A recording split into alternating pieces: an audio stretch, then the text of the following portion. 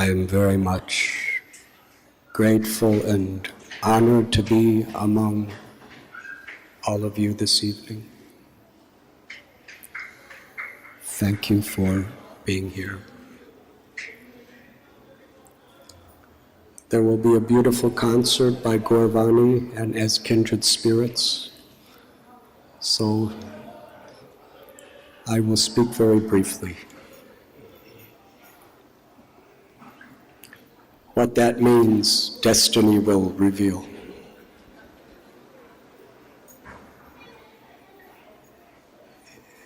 As our dear Gauravani Prabhu has explained,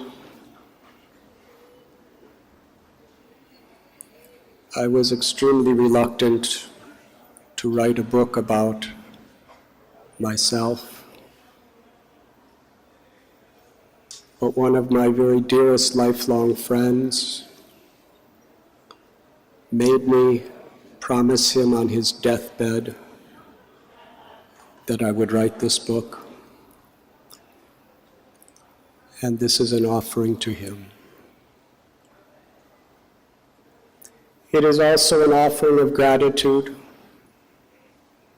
to my mother and father who dedicated their lives to invest within me values and qualities that later on, in the service of my Gurudev, I could share with humanity. It is an offering of gratitude to the many teachers I had on my path, Jews, Christians, Muslims, Buddhists, Jains, Hindus, Parsis, atheists who tried to kill me, even a mongoose. They taught me so many beautiful lessons.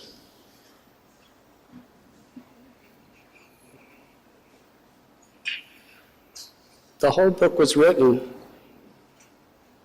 and fully edited, and we still had no name for it. And it was my very dear friend, Ramdas Rao, who is the publisher of the book Mandala Press, who said to me, I think the best title is The Journey Home. And that became the title.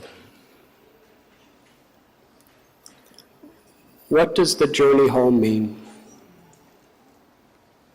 Home is where we feel shelter. A place where we feel loved. A place where we can go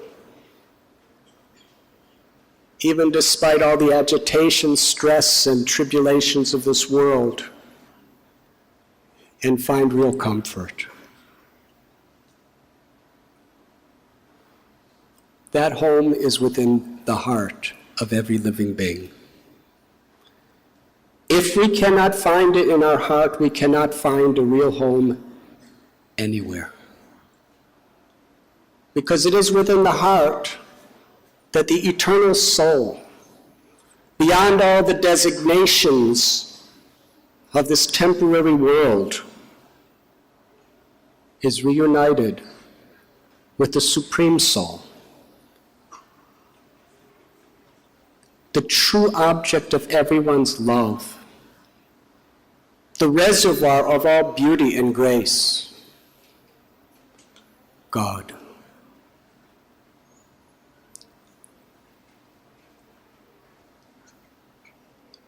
I was born in America. Where I lived, there was no traffic jams. There was no pollution.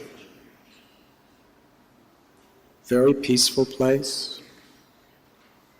People had all the material requirements and comforts they could possibly want. But yet the society was turbulent. It was the 1960s. Economically, the United States of America was on a peak of wealth. The middle class and upper class was spreading everywhere.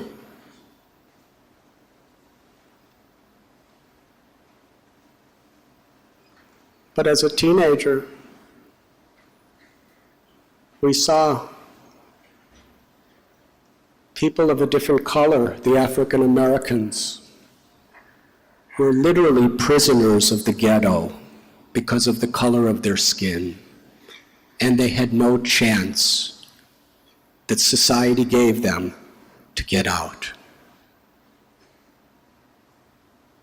At the same time, there was a war raging in Vietnam. And as soon as you became 18 years old, you were subjected to the draft. My friends, brothers of my friends, who were totally against this war, were forced either go and fight for a war that you hate, or spend the rest of your life in prison and never get a job for the rest of your days. Those were the only alternatives.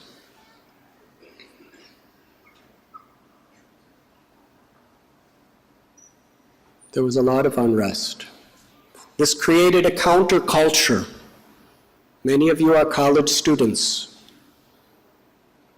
In America in the 60s, the colleges were blazing with revolution.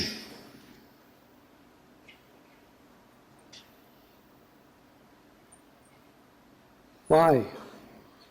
They had all the comforts, all the promises, all the opportunities for luxurious life, but they understood things were wrong.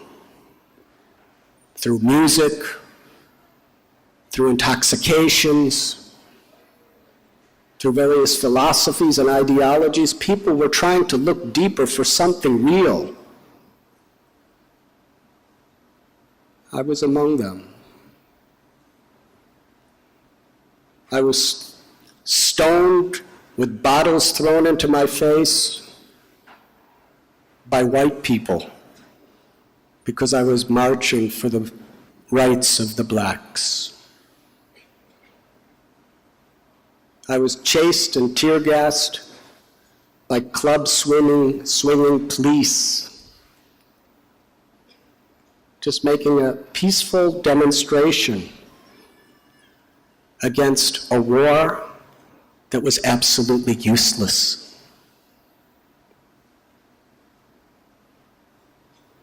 But I began to realize that what I was really looking for was not political adjustments or social economic reforms. Nobody is really looking for that. We are all looking for that home within our hearts, where there is a meaningful, purposeful, fulfilling life based on truth, where there is a platform where we can actually understand and realize the true equality of all living beings, where the love that we are longing to give and receive, unconditional love, is forever inherent.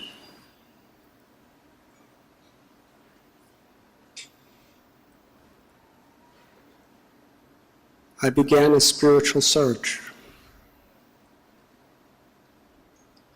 I realized if I had no ideal I was willing to die for, I had nothing really meaningful to live for. And the greatest of all ideals is to be an instrument of God's love and compassion within this world. Beyond all sectarian, ritualistic, egoistic considerations. In Sanskrit, there was a word, saragrahi. A person who's really on a spiritual path is seeking the essence. I was young and confused, but something in my heart impelled me to seek that essence. Actually, if nothing else comes out of this book that was written, beyond this beautiful drama that the children performed, then, as far as I'm concerned, it was a success and worth the effort.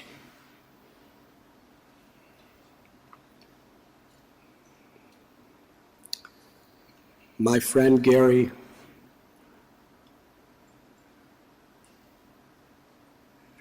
he invited me to take a summer trip to Europe. And I was thinking, this is an opportunity to break away from the shackles of my preconditioned conceptions of who I am and what is right, and explore how other people and other cultures view real values and how they understand God. The first day we arrived in Europe, we were robbed of all the money we had. And our financier, Frank, immediately left back for America. But Gary and I were too excited to go back. And I found that this was a blessing. Going to places as a tourist, you learn what people want you to learn for their own financial purposes. But with nothing, you're forced to live among the common people and just be one of them.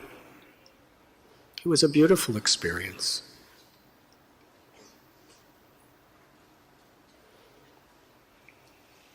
In the 1960s, music was a very, very important part of the path of enlightenment.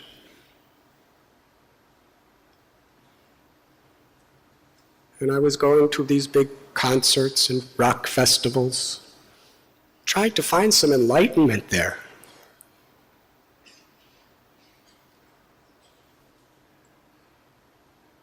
In the Isle of Wight, in England, was the biggest rock festival in the history of the world up until then.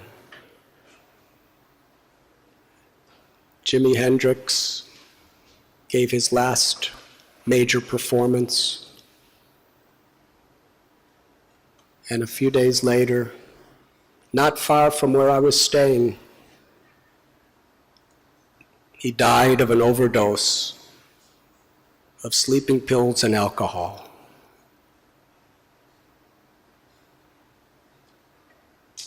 He was a multimillionaire. He was one of the most famous people on earth. He had incredible talent. But yet, such a frustrated and empty life that he died such a sad and useless death.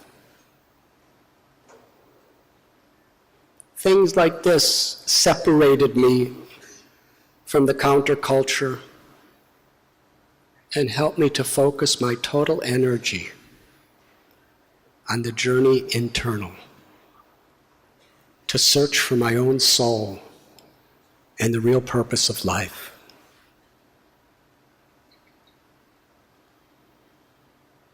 On that island of Crete, I cried, I prayed, I meditated, I read books for weeks, longing for direction. And I heard that voice, go to India. Why India? It's so far. I had never met an Indian in my entire life. The first Indian I ever met in my life was that lady security guard that you saw in the drama.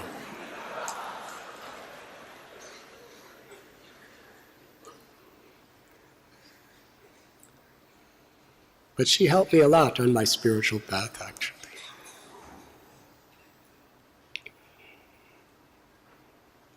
I went back to the cave and I said to Gary, something amazing happened to me right at the sunset.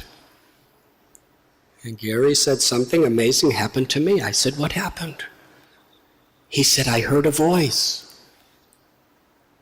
I asked Gary, what did the voice say?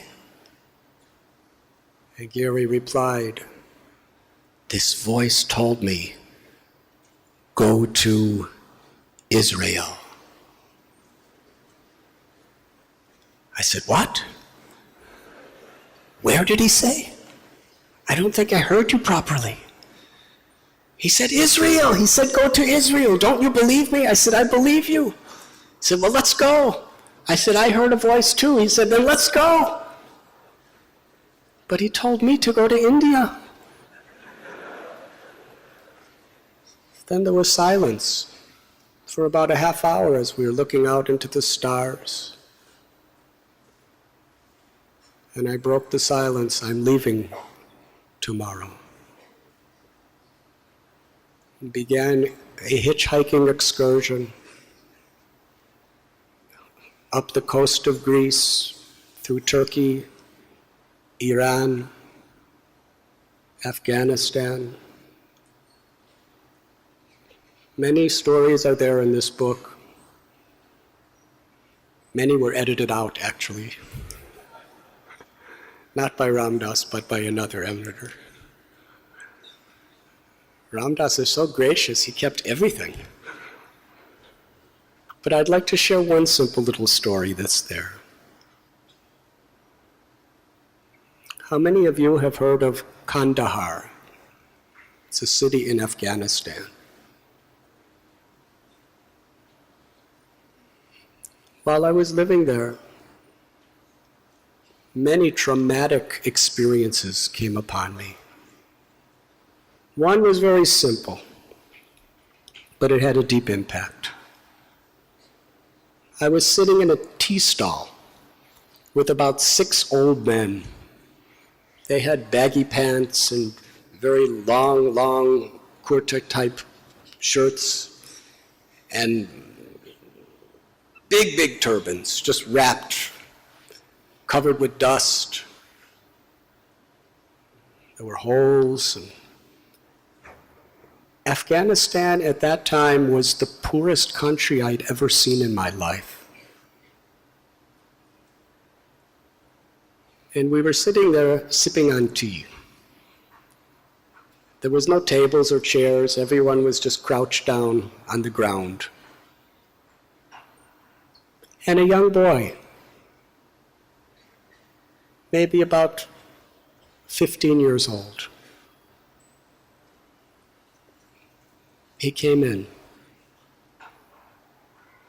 He was blind, but there was nothing covering his eyes. It was grotesque. Both of his eyes were swollen, gray,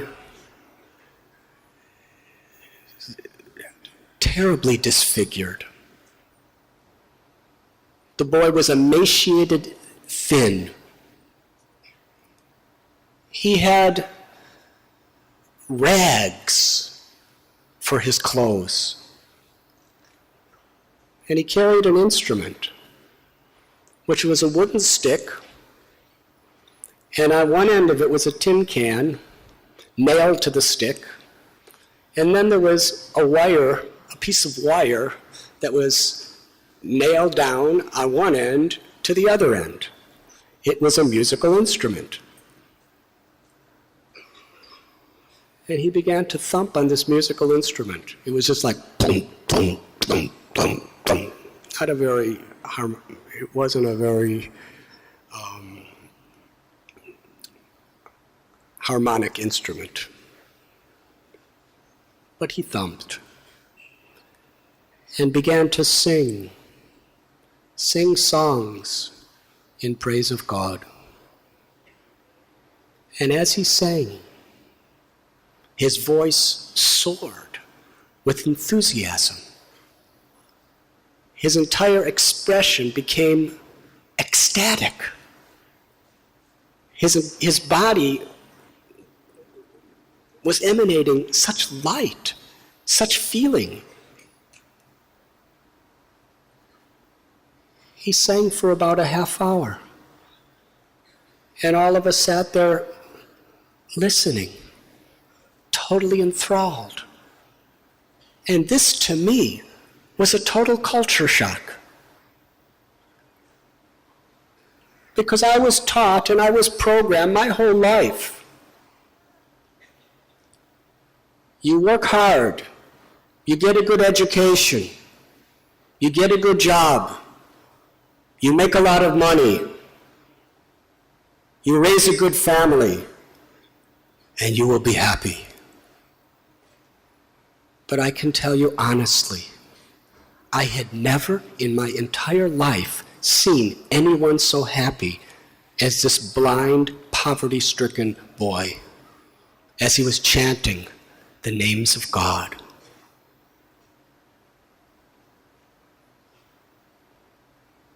It confirmed something that was very deeply awakening in my heart, that real happiness is in love. And the truest and purest of all forms of love is the love of the soul for God. And because every living being is a part of God, where there is love for God, there is natural, spontaneous love for every living being.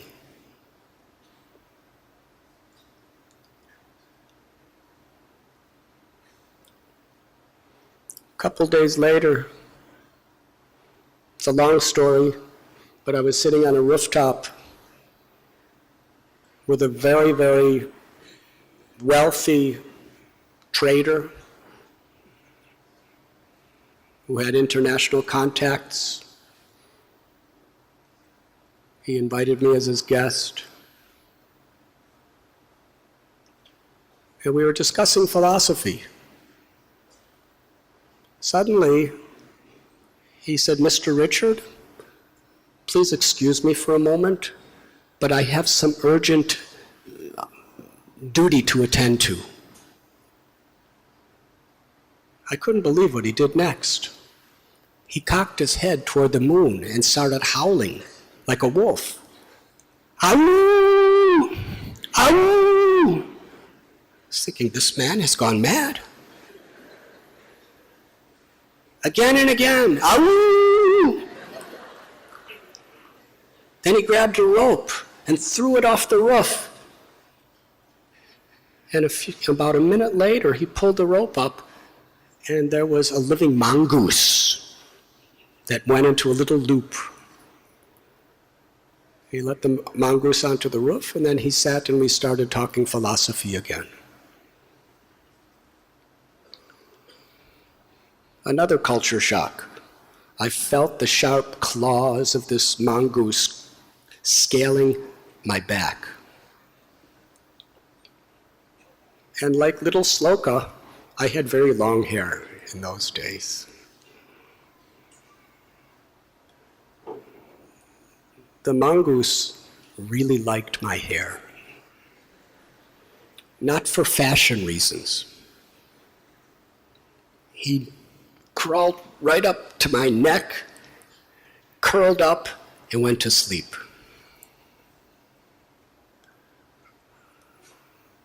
Have you ever had a mongoose sleeping on your neck? he was really heavy. I turned to my friend and I said, "What do I do now?" And he was sipping on his tea. He said, "Oh, he has found a good sleeping place." I said, "Well, it really hurts. Can you take him off?" He became very serious. He said, "Oh, there is a saying, never wake a sleeping mongoose." The mongoose is sacred to the Egyptians, and it is known for killing even the cobra, the deadliest of all snakes and the symbol of death. Said, "Mr. Richard, don't even move.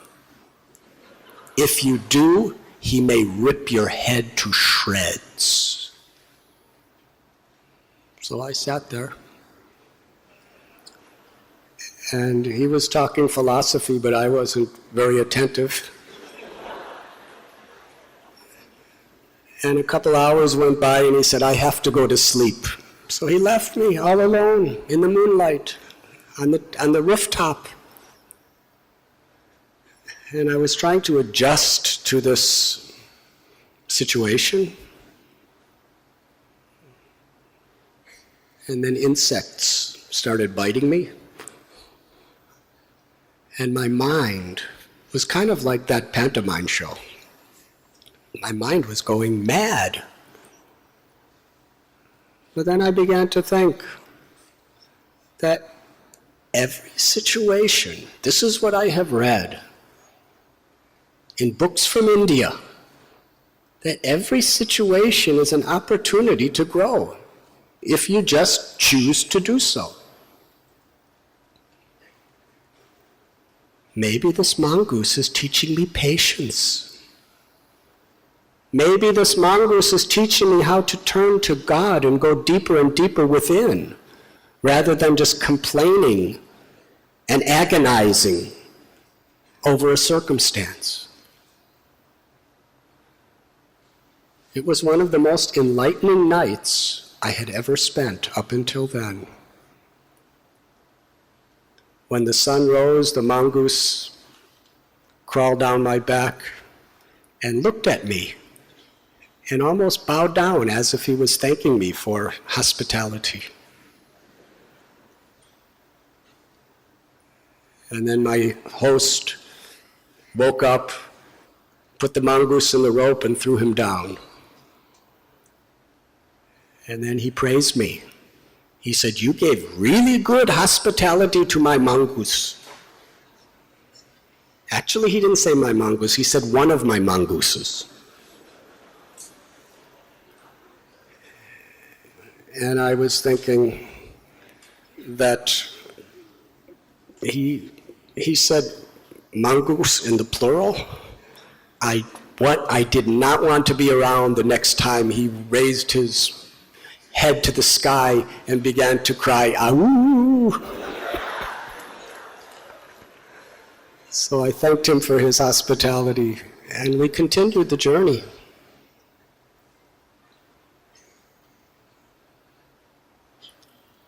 Then I came to the border of India, eventually. After 3,000 miles in 3 months, of really risking my life, with this dream that of all places in the world, there is no better place to understand the greatest treasure of human existence than India. I had read the books, I had read histories, and I was absolutely convinced. And I had a calling.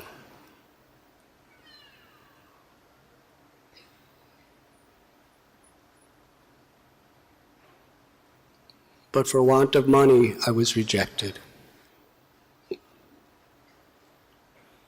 I prayed, I cried, and I learned that if you want something valuable, it does not come cheap.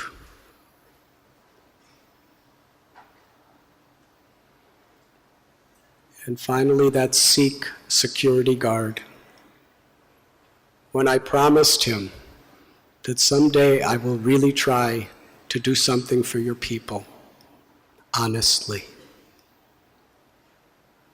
Tears came to his eyes. He stamped my passport and welcomed me to India.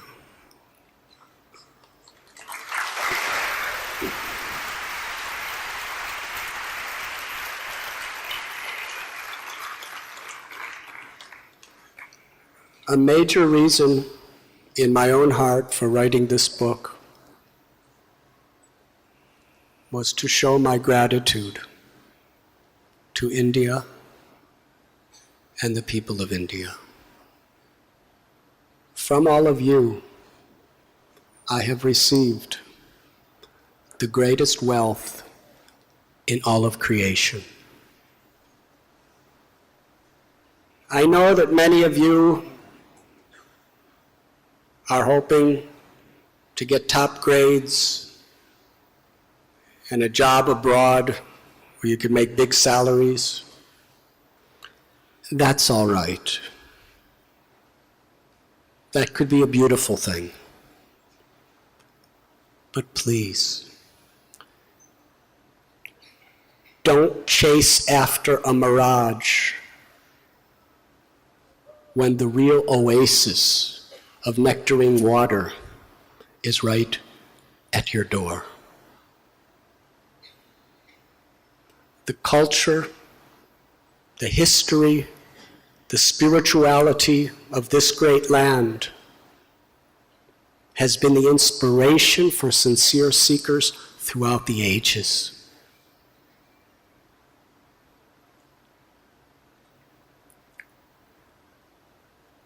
I was very disappointed and discouraged by many of the Western religions because I found so much division and sectarianism connected to it. But in my study of Indian literature,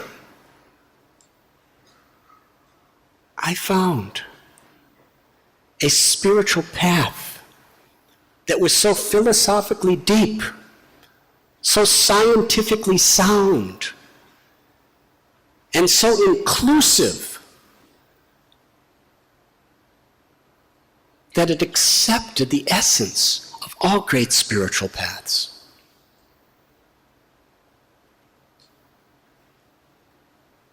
In Delhi, I attended an international yoga conference where I met many known and unknown sages. Some of the more known were Swami Rama, Swami Satchidananda, J. Krishnamurti, Mr. Iyengar.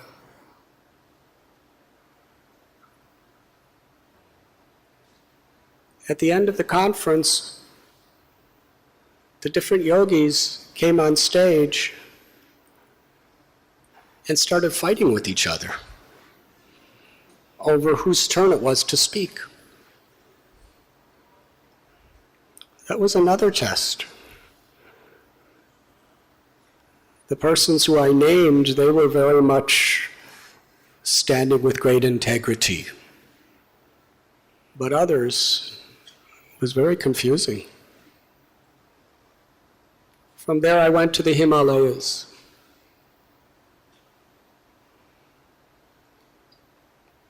On the bank of the Ganges, in Rishikesh, on the eastern bank, I sat and meditated and prayed. Seeing the Himalayas and the waters of Ganga Devi just thrilled me. After many hours, one sadhu approached me from the forest. He was carrying something in his hand, looking down in the ground. I stood up to receive him, and he said, "I know you because I've been watching you for a long time. but you do not know me. I have come to give you the robes of a sadhu. Now take off your Western dress and offer it to the river Ganges. I put on a lungi and a chadar and took my jeans and turtleneck shirt and offered into the swift flowing current of Ganga Devi. And then he told me something. He said, the Ganga will become your mother. You will understand this in time.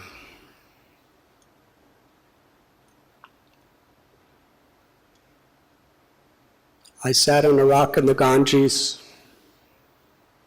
praying to God and to Ganga Devi to help me on this spiritual path. And found if we really deeply want wisdom, it is revealed wherever we may be. I saw around me the beautiful current of the Ganges. It was the month of December. Crystal clear, aqua blue, swirling. And I was thinking that every moment Mother Ganga is creating a masterpiece of art. But in the same moment, it's gone. No artist in human history could ever fully capture the beauty of one moment of the Ganga's current. And I was thinking, isn't this the way life is? Material nature, everything is always changing. Nothing is stable. As soon as something appears, it is vanishing by the power of time.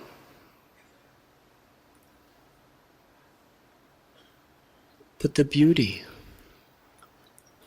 of the current of Ganga, down deep, is forever. If we go deep into our perceptions of this world, with a spiritual perspective, we find an everlasting truth, which is not subjected to the fickle waves of the joys and sorrows of this world. The Ganges begins in Gangotri, in the peaks of Himalayas, and is coming down.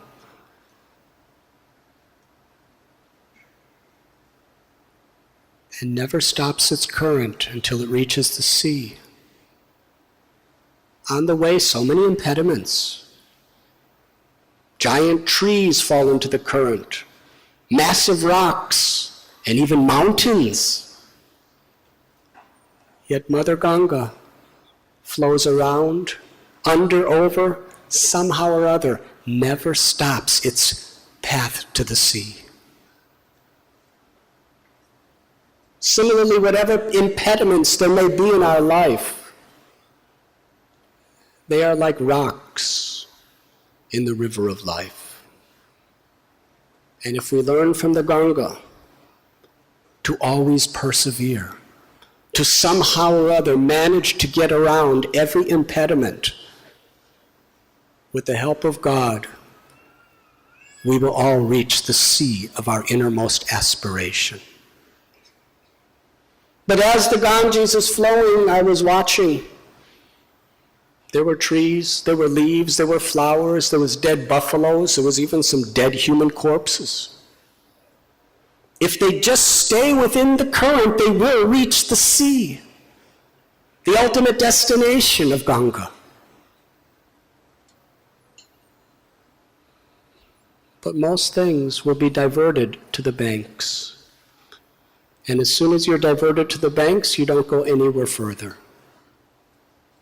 Similarly, in a spiritual path, there will be many temptations, many diversions, many alternatives, inviting us to come out from the current of the teachings of God, of the scriptures and the Guru. Only those who remain in the current of that grace will reach the sea of human life's true destination. And I prayed,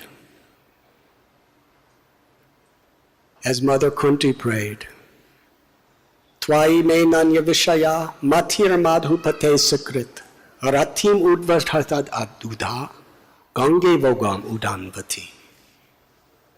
The Bhagavad Kunti says, as the river Ganges forever flows to the sea without hindrance, let my attraction be to you, my sweet Lord, without being diverted to anything or anyone else.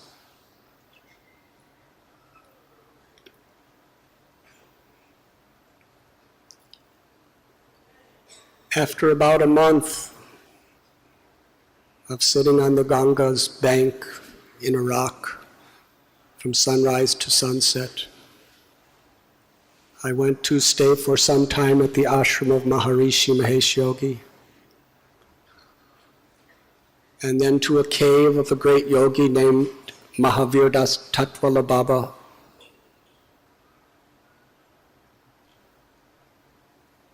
Then I decided to go higher into the Himalayas.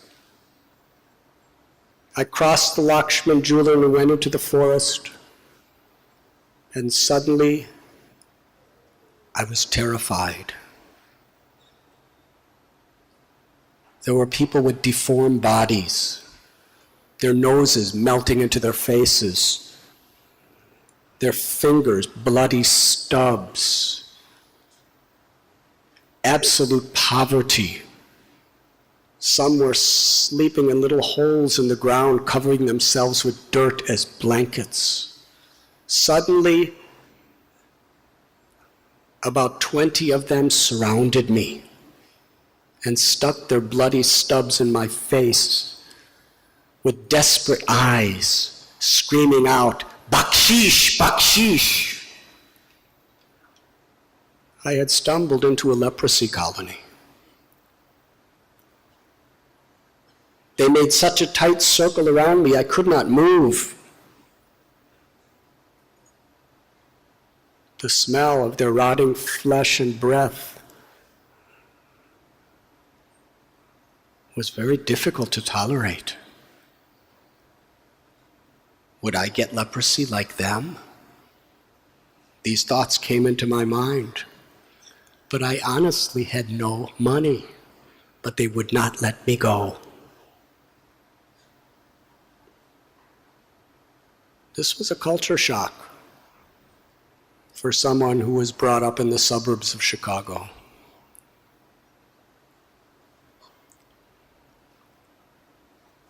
Finally, they patted me down and searched me completely until they were convinced I had nothing, and they let me go. I was trembling. I took a few steps and then stopped in my tracks.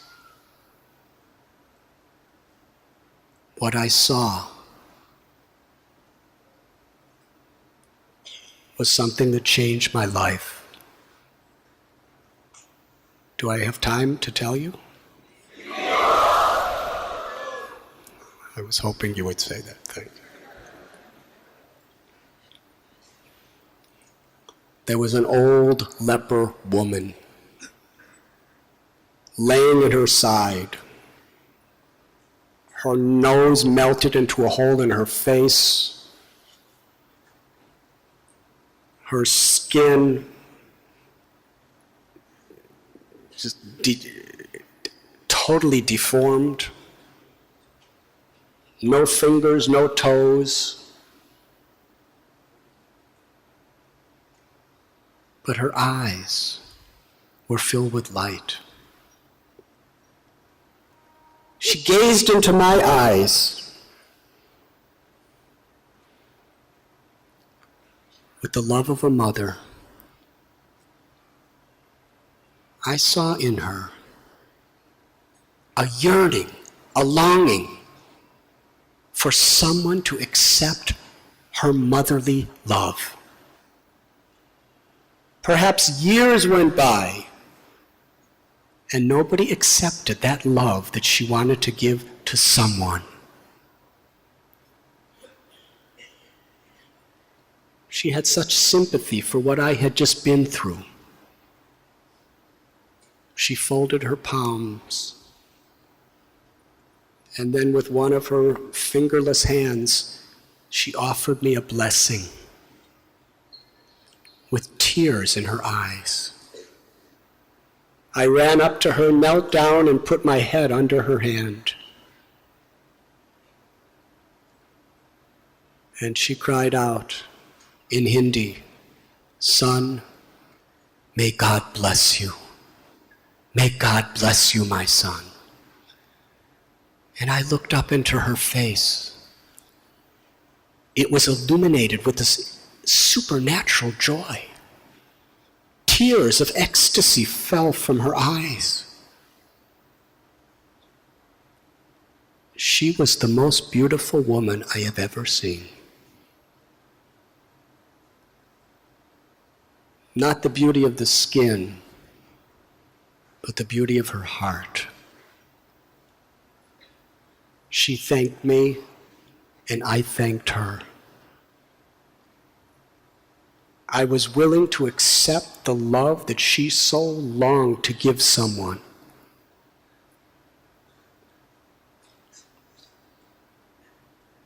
I went to the bank of the Ganges again,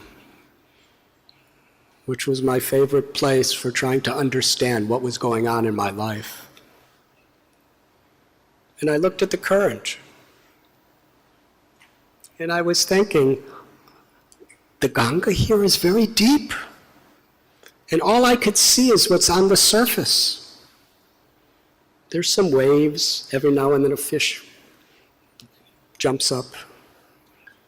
But underneath this surface, there's a whole civilization of various kinds of fish and rocks and vegetation. Isn't this like life? Our tendency is to see things only on its surface. But if we actually look deep down inside, we will see something that's so much more meaningful. Sometimes we judge or even hate people because of how they look or how they behave. But deep down inside, they may be reacting to abuse. They may have been abused in the past. They may have been traumatized. They may have been neglected. If we really try to understand a person more deeply, instead of feeling hateful and judgmental, we will probably feel sympathetic and compassionate. Because every living being is essentially good. But we are conditioned in so many ways. Like that leper woman. On the surface, she was ugly and diseased. But like the river Ganga, when I looked below the surface, I saw who she really was. A beautiful, loving, motherly person.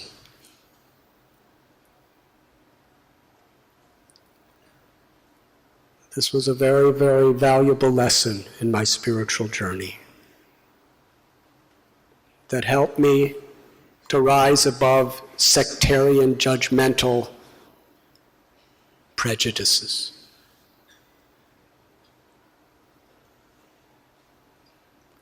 Higher in the Himalayas, at Dev Prayag, I met Kailash Baba, an old devotee of Shiva, who taught me how to live as an ascetic in the forest.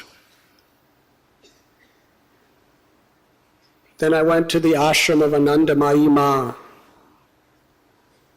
a saintly lady who loved me and treated me like her own son. So gracious and kind. And after that, I lived with the Naga Babas. They were very different than Anandamayi. They were also very gracious and kind to me, but in their own way. They were determined to teach me lessons that I would never forget. And if you'd like to know more, you can read the book.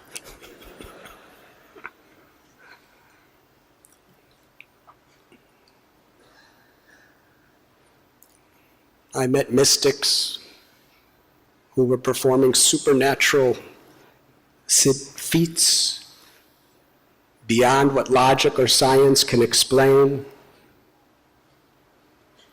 And I met so many of those people that it became like a normal thing.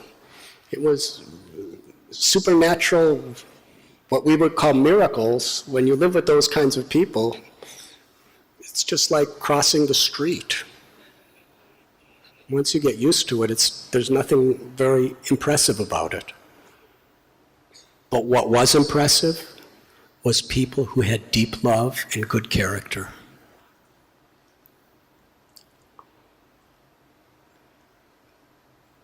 I descended to Varanasi, where I lived at the burning ghats to study the nature of death, watching one body after another burn, and seeing the reactions to the relatives and the loved ones. Many good realizations, because death is inevitable to all of us. Whether we are black or brown or white or red or yellow, whether we are men or women, rich or poor, Indian, Pakistani, Israeli, Palestinian, American, Russian, or anything else, eventually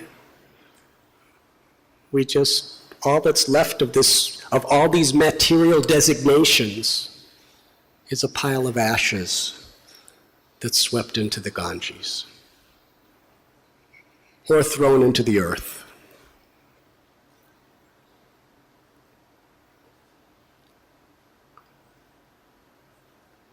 Then I went to Bodh Gaya and studied under Buddhist masters, a Zen Buddhist master.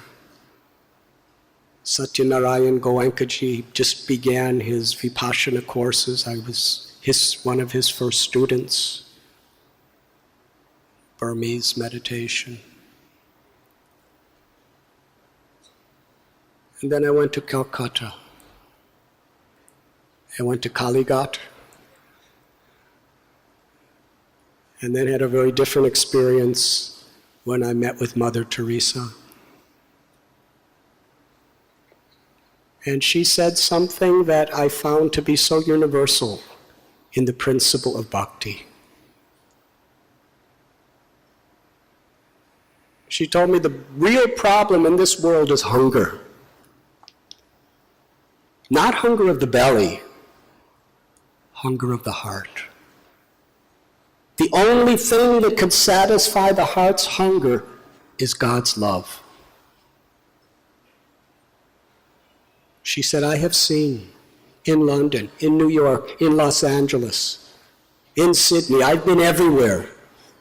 She said, I see, even among the richest, most powerful people in the world, they are starving in their hearts because their lives are so superficial.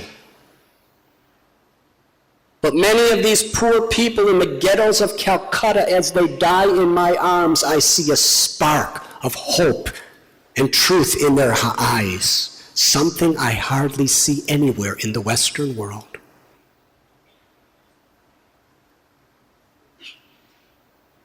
The greatest service to humanity is to feed the heart by giving God's love. But we have to be pure to give that love. From there I came to Bombay. That's what it was called in those days, Bombay. And I took another course in Buddhist meditation. and I have to end soon. But one day I just went walking down the street for no reason except to walk. I walked for miles, and then I saw a big sign advertising a spiritual festival. I went there, and by evening, about 20,000 people gathered in a huge pandal at Cross Maidan. And I saw foreign people playing mridangas and kartals and singing. And then His Divine Grace A.C. Bhaktivedanta Swami Prabhupada came on stage. And I was in the very back of everyone. And I could hardly see, because we have these big screens, I think, and there's only a few thousand people here. Imagine 10 or 20 times as many people as tonight with no screens. I was thinking, I wish I could see him, but I felt shy to get in front of anyone else. Then I saw Prabhupada talk something in another devotee's ear, and that devotee started looking, and then signaling for someone to come, but nobody came. So he came down into the crowds, crossed through the entire ocean of people, walked right up to me, took my hand, and said, Prabhupada wants you to sit next to him. I asked him, how does Prabhupada know?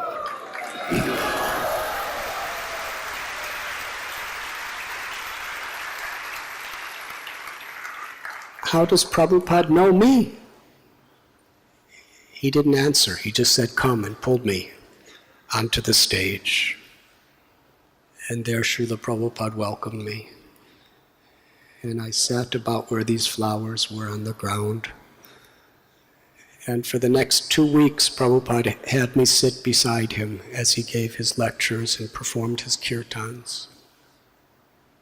And there was something deeply moved me. But I was not convinced who my guru was.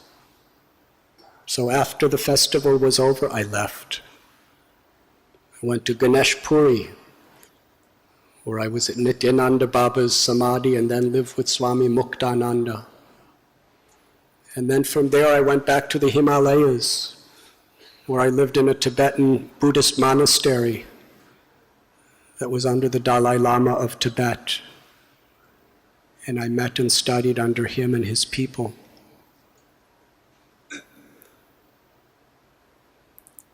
And I traveled to Ayodhya to study Ram, and to Prayag,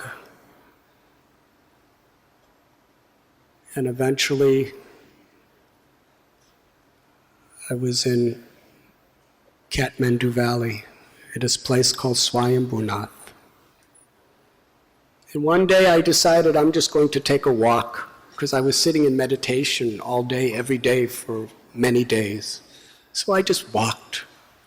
I walked to Kathmandu and then started coming back through miles of rice paddies. It was about this time of the year. Blue clouds formed in the sky. Began to drizzle. I understood a monsoon downpour was about to happen.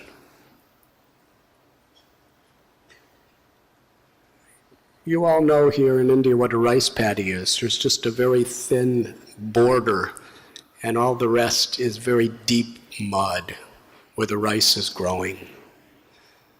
So I saw what appeared to be a little old man walking with an umbrella a distance away, and I ran as fast as I could on this little ridge. And just when I came to him, it started pouring rain, and I walked behind his umbrella. And both of us were afraid of falling into the rice paddy, so he never turned around. Maybe 10 or 15 minutes we walked together until the rain stopped. And then I was going to go another direction. I said, "Thank you." He turned around. His eyes were shocked. He dropped his umbrella in the mud. It was Gary.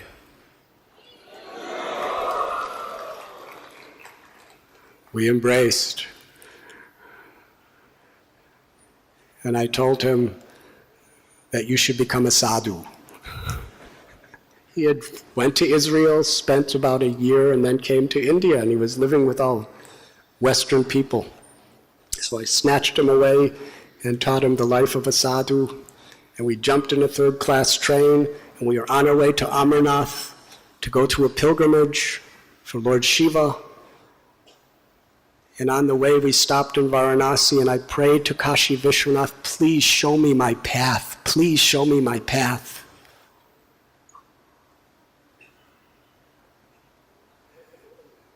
The train was stuck in the middle of a field for about 24 hours because it was flooding with rain. And there was no place to sit in the third-class compartment. But somehow or other, we just stood there. There was nothing else to do. No eating, no sleeping, no drinking for about a day and a half. Finally, the train started moving.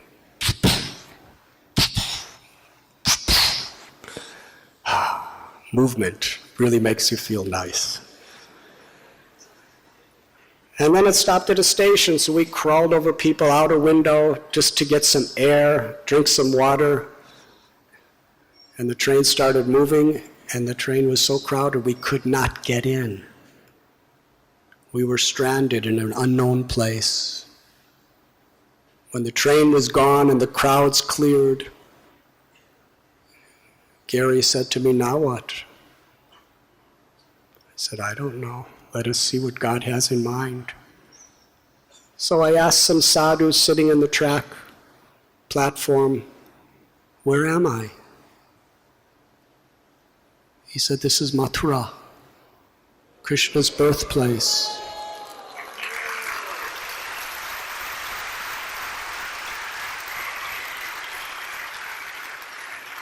And today is Janmashtami, Krishna's birthday.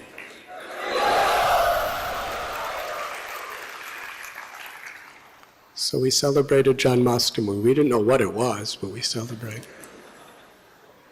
And I was bathing in the Jamuna the next morning, and I heard something about Vrindavan, and I said to Gary, "I'm going to Vrindavan, I'll meet you there tomorrow." So I went, and then he came.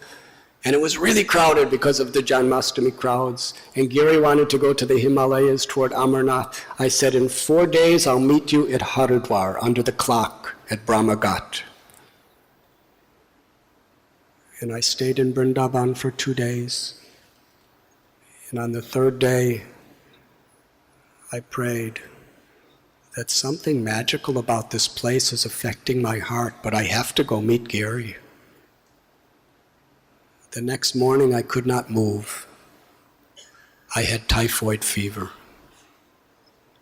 Laying on the bank of the Yamuna, vultures circling above me for hours and hours and hours, until a farmer threw me in the back of his ox cart and took me to a charitable hospital. And the doctor said, "You cannot travel for at least a month or you will die." So during that month in Vrindavan, understanding what is bhakti, what is the concept of Bhagavan or Krishna, I learned that there were 3 aspects of God that are eternally existing. Brahman, the all-pervading, impersonal existence of the Lord, who certain yogis, they aspire to merge into the oneness of that Brahman. And then there is the Lord as Paramatma, who is seated as the guide within everyone's heart. And Bhagavan, the all-beautiful Supreme Person, whose body is Satchit Ananda, eternal, full of knowledge and full of bliss. And only through bhakti, only through love does Bhagavan reveal himself within our hearts and within everything and everyone. This concept of bhakti completely transformed me. I realized in all-inclusiveness, everything was there. And the charm of Vrindavan and Radha, the feminine, compassionate aspect of the absolute truth, convinced me as the months went by that this is my path. How that transformation took place, the magical, mystical, beautiful experiences of Vrindavan. I don't have time to tell you, but if you like, you can read the book. It was there that I accepted the path of bhakti. It was there that I accepted my Gurudev, A.C. Bhaktivedanta Swami Prabhupada. And it was there that I decided to assist him in being an instrument of that love according to my capacity in my life. I was stationed in America for many years, but in my heart of hearts, I yearned to fulfill my promise and do something, at least try to do something, to show my gratitude and love for the people of India. In 1986, we started our temple in Chowpatty. And to conclude, I simply want to express I'm full of faults, but by my Gurudev's mercy, he's giving me a chance to serve. And I am forever grateful to all of you, to your great tradition, to your great culture, to your great nation.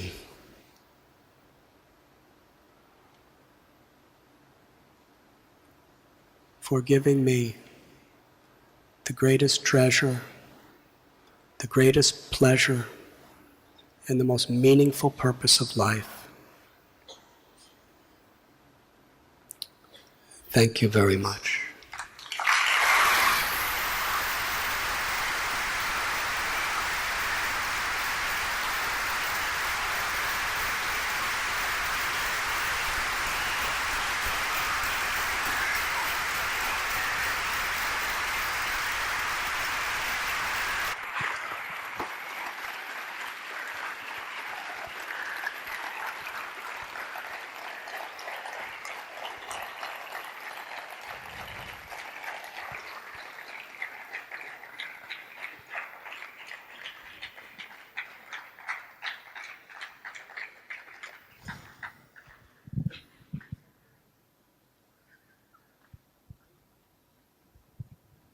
I sincerely beg everyone to please stay for the performance of Gaurvani and As Kindred Spirits. They travel all around America and all around the world. Gaurvani is an American who I was explaining this Sunday, I know his parents. They're two of my dearest friends, godbrother and godsister, Rukmini Devi and Bardraj Prabhu. They were two of the earliest disciples of my Gurudev. They prayed and they cried to have a child who would spread love of God, bhakti, throughout the world. And their prayer was fulfilled in Gaurvani, Prabhu.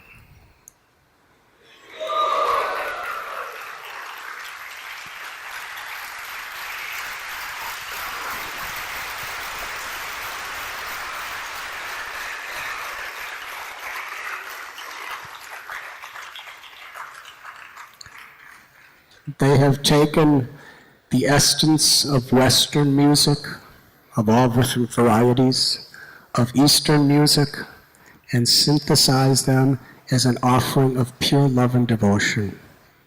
And wherever they go, Americans, Africans, Europeans, Australians, South Africans, Indians, people cry, people rejoice because of the experience of their true love for the chanting of God's holy names. So please, it will be a lifetime cultural experience, and I'm forever indebted to your Gaurvani, and I'm forever indebted to all of you. Hare Krishna.